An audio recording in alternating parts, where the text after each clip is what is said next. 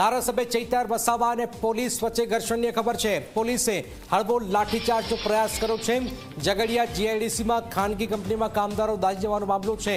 આપના ધારાસભ્ય ચૈતર વસાવા કંપનીમાં વાત કરવા પહોંચ્યા, કંપનીએ ગેટ ન ખોલ્યો તો ગેટ કૂદી કંપનીમાં પ્રવેશ કર્યો તો આખરે પોલીસ આવે। પોલીસે હળવો લાઠીચાર્જ કર્યો છે। આપ જોઈ રહ્યા છો, થોડા સમય માટે મામલો બીચક્યો હતો। ઝઘડિયા જીઆઈડીસીમાં આપના ધારાસભ્ય ચૈતર વસાવા અને કંપનીમાં વાત કરવા માટે પહોંચે છે।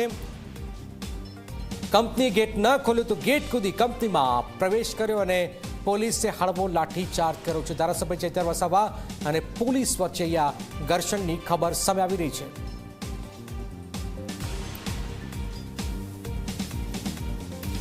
ઝઘડિયા જીઆઈડીસીમાં ખાનગી કંપનીમાં કામદારો દાઝી જવાનો મામલો છે। ધારાસભ્ય ચૈતર વસાવા લોકોની વાત રજૂ કરવા માટે પહોંચ્યા, પણ પોલીસ આવે છે અને પોલીસ વચ્ચે મામલો વધુ ગરમાય છે। આપ જોઈ રહ્યા છો, કંપની ગેટ ન ખોલ્યો તો ગેટ કૂદી કંપનીમાં પ્રવેશ કર્યો। ચૈતર વસાવા અને પોલીસ વચ્ચે ઘર્ષણની ખબર ભરૂચથી હાલમાં સામે આવી રહી છે, જેમાં પોલીસે હળવા લાઠીચાર્જનો પ્રયાસ પણ કર્યો છે। અહીંયા મારવા માટે લોકોને અમે મૂકી રાખ્યા છે। ભરૂચની ઝઘડિયા જીઆઈડીસીમાં જ્યારે જે આગનો બનાવ બન્યો હતો ને આગની અંદર 16 જેટલા કામદારો દાઝ્યા હતા, જે બાદ 2 કામદારોનું મોત થયું છે। જોઈ શકો છો કે કંપનીની બહાર જે લોકોની ભીડ લાગી હતી ને ક્યાંક ને ક્યાંક આમ આદમી પાર્ટીના કાર્યકર્તાઓ અને આગેવાનો દોડી આવ્યા હતા। ચૈતર વસાવા ખુદ કંપનીની અંદર ગયા છે, ત્યારે પોલીસ દ્વારા જે ઘટના સ્થળે ઉભા રહેલા લોકોને દૂર કરવાનો પ્રયાસ હાથ કરવામાં આવી રહ્યો છે। ઘટના સ્થળે આપણે જોઈ શકીએ છીએ કે પોલીસનો મોટો ભાગનો જે કાફલો છે તે ઘટના દ્વારા ખડકી દેવામાં આવ્યો છે, જે રીતે પોલીસ દ્વારા લોકોને જે છે કે દૂર કરવાનો પ્રયાસ હાલ કરો, જેથી કે જે ઘટના સ્થળે અસામાજિક પ્રવૃત્તિ ના થાય, જેને પગલે આજે પોલીસ દ્વારા જે કામગીરી છે તે કરવામાં આવી રહી છે। વાસુ પરમાર, ઝી મીડિયા, ભરૂચ। આજે અમે અમારા સાથી આગેવાનો સાથે મેટ્રોપોલિટીન કેમિકલ પ્રાઇવેટ લિમિટેડ કંપનીના ગેટ પર આવ્યા છે।